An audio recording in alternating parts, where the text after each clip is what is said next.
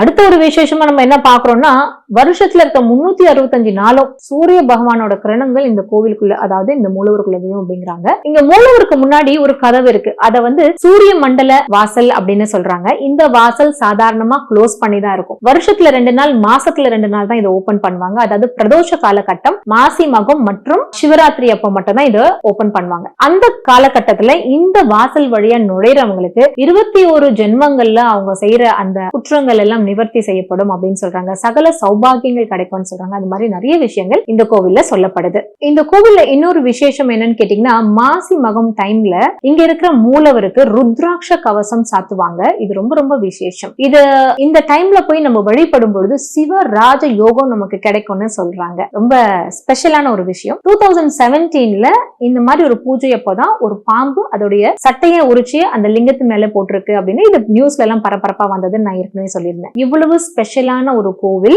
ஆனா ஏற்கனவே சொன்னா போல இந்த கோவிலுக்கு அவ்வளவு ஈஸியா போயிட முடியாது. போகும்போது நிறைய தடைகள் வரும். அதாவது ஏற்கனவே நம்ம பார்த்தா போல அகத்தியருக்கே பெரிய தடை வந்ததுன்னா நம்ம எல்லாம் ஏமாத்திரம். ஆனாலும் முயற்சி பண்ணலாம் இல்லையா? சோ இந்த கோவிலுக்கு கும்பகோணம் போனீங்கன்னா போறதுக்கு பிளான் பண்ணுங்க. இந்த கோவில்ல இருக்கிற எல்லா பெனிஃபிட்ஸும் உங்களுக்கும் கிடைக்கணும்னு நான் வேண்டிக்கிறேன்.